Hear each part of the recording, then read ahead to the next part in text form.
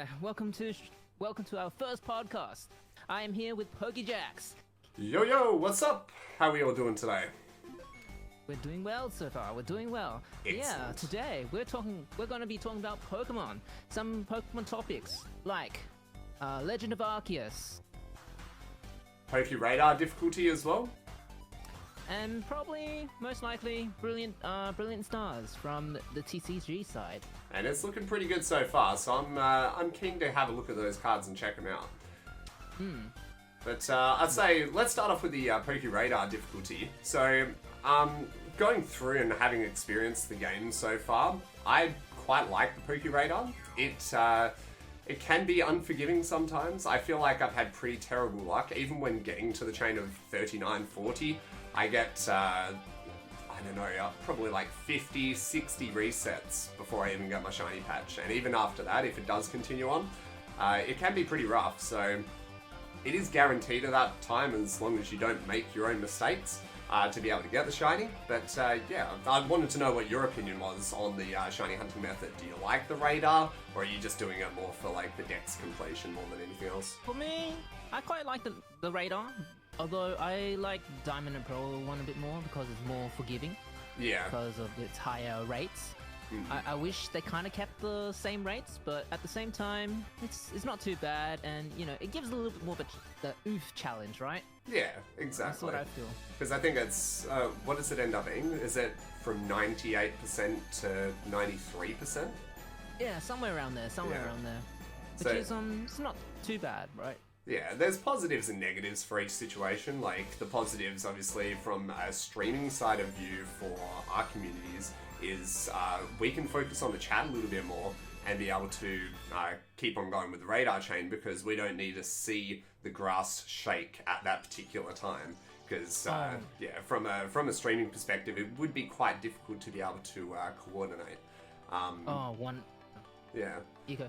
So, like, I haven't done radar in the original Diamond and Pearl, and I would like to one day, but I have done it in Pokemon Y. Have you done it in those games as well? Or? I've done a bit on radar, but I wasn't, back then, I didn't know how to really use it properly. Yeah. I only did... With, Yeah, I only did my first radar chain in Y, like, probably 6 months ago or something like that. So it was quite nice, and I like it and don't like it in a way because there's people that, say for instance, I did the Vampy this morning, ended up getting 10 or 12 shinies, I think it was. nice. That's overkill. You don't need that many. But I was like, you know what, I want to keep on going. I want to see how high I can push this chain. And it ended up taking the number 2 spot in terms of my most chained Pokemon. So, like, there's things like that I really appreciate where we get to get the whole line done, but it's also a little bit overkill and it makes those shinies, I guess, a little bit more common. But at the end of the day, like, to each individual is what the shiny means to them, so, yeah. 100%. Like, for me, you were there, like, yesterday when I was hunting for Makuhita, right? Yeah. And I got like 6, but then I was like, yeah, I don't need any more, so I'm just gonna move around. And then like the chain broke at like 61. I wish I went for 100, but you know, it is what it is, right? You're willing to try for that 100 just to be that first person to be able to get to the 100, but it's 100%. Yeah. But yeah, like but like the changes for Pokemon Radar, it's really nice. Like, you know, how we can see the patches now, all that stuff. Like that was a good change.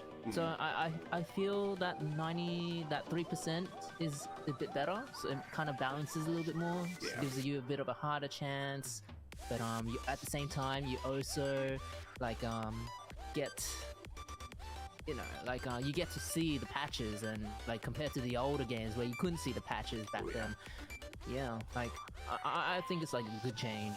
Yeah. But So less user error and more chance at the end of the day. And that's what shiny hunting is all about.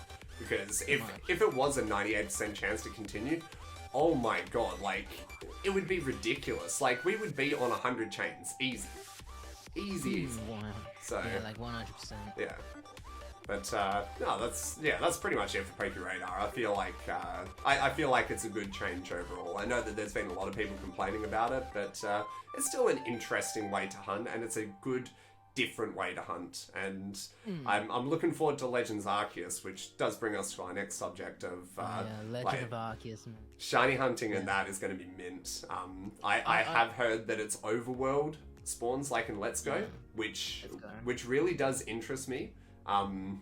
Just being able to see the shinies in the wild. I know that not everyone's fond of that method, but I think especially in a game like this, it's going to be interesting. That's kind of similar to me. I'm not really too fond about being able to see them in the wild and stuff, which is, it's alright though, but you know, it is what it is. I'm still hyped that we can be able to shiny hunt it if the leaks and stuff are true. Yes, yeah. But it's gonna be really hype if that's true. Yeah, absolutely. Like the games are looking fantastic. I don't know whether you're aware because I haven't really had a chance to discuss it with you, but there was a new Japanese trailer that just released. Yeah, I saw that. Oh, awesome. So there's like the Brave area flying over the volcano and everything. The game looks so cool. Sick. I am so impressed with it so far. And I just can't wait to explore the area. 100%. 100%. Yeah. It just like, is there anything that you've seen in the game so far that you've got like, oh my god, that's amazing? The sceneries and all that stuff, they look amazing. Like I'm super hyped to be able to like, you know, like look around and explore the place and be, you know, see the Pokemon bosses, all that stuff. They seem really interesting, and I wonder if we'll be able to catch them as well. Yeah, it's like a fusion between like Legend of Zelda, Breath of the Wild, and Pokemon. Like a lot of people say that because of the graphics, but it's also the mechanics as well, like the boss battles and whatnot. It's like as if they have the big HP bar that you got to try and knock down and all that sort of thing. I think like this could be really, really good, and I don't know, like this isn't Gen 9 or anything like that, but it's a step towards what it could be. It's more of like a spin-off game in a way, but still considered main series. Main series, yeah. Like it's gonna be a very interesting one, I have to say. Like especially how do I say it? I'm not too sure.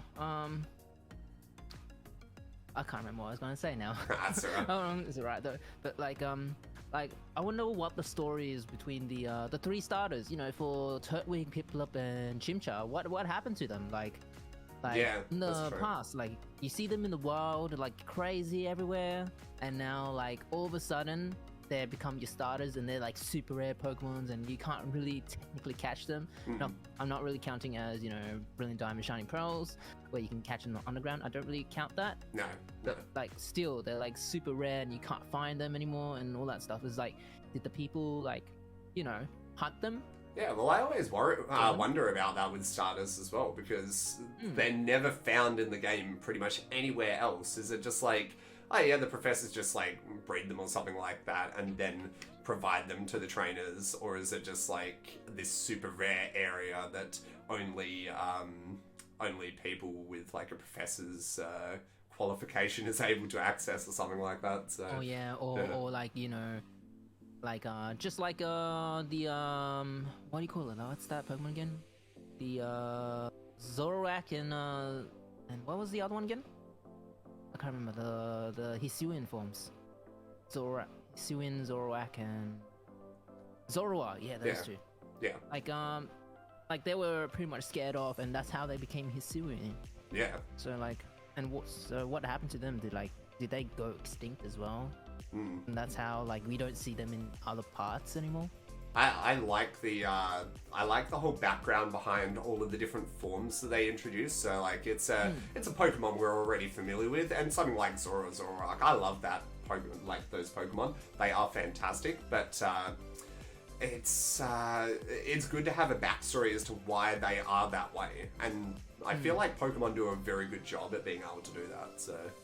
Oh yeah, 100%, man. 100%. Like I don't know. Like it's gonna be, but yeah, I'm super hyped for it. Yeah, me too. And what are we? We're like I think it's 25 days away.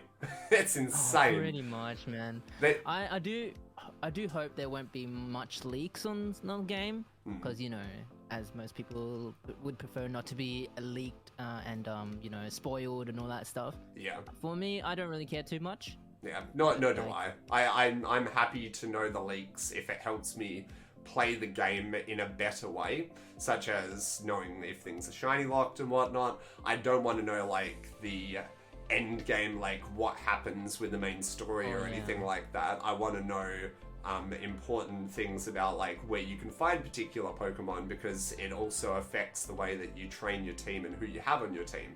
That's the reason why I would care for the leaks more than anything else. And for me personally, I find that it really hypes me up about a game to be able to get those details. But yeah, there is a limitation, as you say. So yeah, like for sure, man, for sure. But like so what's mostly hyped about? What are you mostly hyped about? The Legend of Arceus. Like for me. Oh, you go.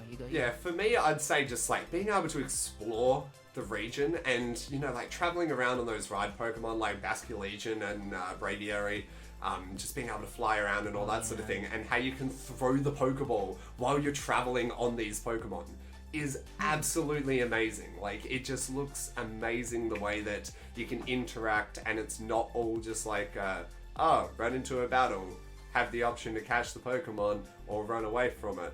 Like, all of those sorts of things. Yeah. And there's a lot of different mechanics as well. And I feel like this will be the sort of risk with the Let's Go side of things. Like, Let's Go, you go, all right, shinies are a little bit more obvious because they appear in the overworld. But there's the chances of them running away were so much higher. Like, I had shinies almost and run on me several times throughout that game. So annoying.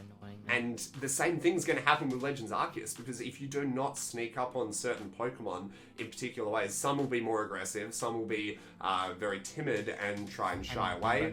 And if they run away from you, you see a shiny Pokemon runs away from you, you're going to be devastated. But like, that's the whole risk involved with it, and it makes up for the odds of not having to run into every single Pokemon to be able to encounter them. So, yeah. So I guess that for me is what I'm most excited about. For me, I'd probably have to say the story, like being able to travel. I wonder if we'll be able to actually get if it'll be able to link between Brilliant Diamond, Shining Pearls, and Legend of Arceus, and all the legendary Pokemons like Arceus, Darkrai, and Shaman. I wonder if those will be linked together as well. And like, if you get Legend of Arceus, like the quest, the event for like Brilliant Diamond, Shining Pearls, like Darkrai and Shaman, you get the tickets and the little membership card back in the old days. Yeah, that'd be a really good way of like unlocking the event, because it's not too play to win. You don't have to really travel too much to get the items, but like if and the flute as well. Oh man. And be able, and also being able to shiny hunt those too. Like, hopefully they're not shiny locked. Hopefully, what's that company again? I can't remember. Ilka. Luca. Like they don't lock Arceus and Shaman and also Darkrai. Well, it'd be good. I know that Ilka haven't locked Shaman or Darkrai. But Arceus is, like, it wasn't ever put in the game. Like, most of the event stuff was put in the game, but it was never finalized. So we could get it put in the game, which would be fantastic. I really want that to happen, for us to get the chance to get Arceus, and especially if we can shiny hunt it. But 100%. We'll see. It's been all these years and we still haven't got the chance, so no. We can hope. Like especially in the old Diamond and Pearls, right? Like, we never got the event for Arceus because it was considered too difficult to understand, when all you had to do was just sit on that little flute thing and just be like plop plop plop, and the door, the floors and stairs open, just walk up. Doesn't seem that hard. No, it's not. And in the day of the internet, the way it is now, people are going to be posting guides on how to do it. Like, even if they said, like, here's the event item, go, someone would figure it out very, very quickly. So, yeah. Exactly. So, yeah. No, that's all good. But, yeah, the Brilliant Stars TCG. This is the first time that I had a look through the set today. And it was the Japanese set, but oh my god, it looks fantastic. There's so many alternate art cards as well. It's insane. Especially the Charizard and the Venusaur one. That one I'm super hyped and I'm hoping to get. Yeah. I think for me, which would my favorite be? I love the you know what? There's all of these like, they're the rainbow rare equivalents, but they're not rainbow rares. Like, they're the black and like yellowy cards, the black and gold cards. They look sick. There's a Rayquaza one. There's the G-Max Pikachu, Mew, both of the Urshifus, Calyrex. It looks sick, man. It looks insane. Like, I want that golden card Pikachu. It looks so nice. Like, that's one of the few I really want to. Yeah. I think this set is one set that I would just be like, you know what, this is amazing. I want to try and complete it. Like, just the alternate arts and everything in it, it's insane. And I'm just hoping that the pull rates will be fairly good in this, because I feel like when I open a booster box, so I open the 36 packs or whatever when the new set comes out, it's predictable as to how many good cards I get per set. So like, I usually do 4 parts, so it's 9 booster packs. In those 9 booster packs, I get 4 or 5 good pulls or whatever it is. It's just constant for each of those parts, so they spread them out and whatnot. But yeah, it is predictable, and I'd like it to be less predictable. So normally for like a booster box, it always usually comes with like 1 secret art and like 2, 3 maybe VMAX, and then like a few other Vs, which is how things are. Yeah. But like it's good that you don't miss out, but it's like it's just predictable. That's all. So 100%, man. Yeah, what else are you super hype about? Brilliant Stars. To tell you the truth, it's just the alternate card, like the alternate art cards. They just look amazing, and there's like ones with the trainers as well. So there's like Milo with like Flapple, and red with the G-Max Pikachu and all that sort of thing. Oh man, they look sick. Yeah, I was looking through like my old cards, and I have a full art trainer card that has red and blue in the same card. Oh, that one's... It's sick. That one's nice. Yeah. But yeah, that's about it for the set. I think we'll look forward to the release, which is looking for February, right? Somewhere around there. Are you hyped for like VMAX Climax as well? What's that one? It's the new set that's coming out in Japan. Oh, really? It is hype, but you know, we can always talk about that in next podcast. Yeah. I feel. Absolutely. Yeah. Well, no, that's good. Like, I am very much looking forward to this set after having looked at the Japanese cards. I'm sure that the English cards, they don't tend to be as good sometimes, but like not as many of the good cards, I would say. But it's still, I'm sure it'll still be good. So yeah. Yeah, 100%. Yeah, like that's pretty much it to talk about, really. Like if the chat has anything to comment about, like see what you guys want to talk about in chat, like feel free to comment down below on me and my channel at youtube.com/MisticLeaf or PokeJax. You wanna plug in your stuff? Yeah. So check us out on YouTube, guys.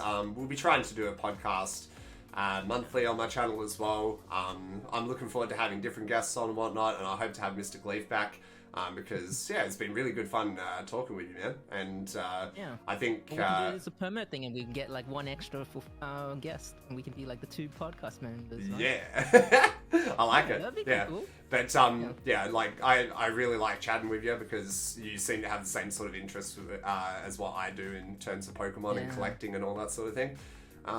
But yeah, and we're both very passionate about shiny hunting and creating a positive influence on the Pokemon community. So yeah, we really appreciate it, guys. And please make sure that you comment down what you think of the upcoming things, Legends Arceus, what you think about the PokeRadar, and also the Brilliant Stars set, because it's looking to be a good one, man. I really hope that it will be. So hopefully, man. Hopefully. Yeah. Anyways, we'll see you guys on next time. Do take care, be safe, be strong, be healthy. Peace out. And we'll see you guys next time. Bye-bye. Bye.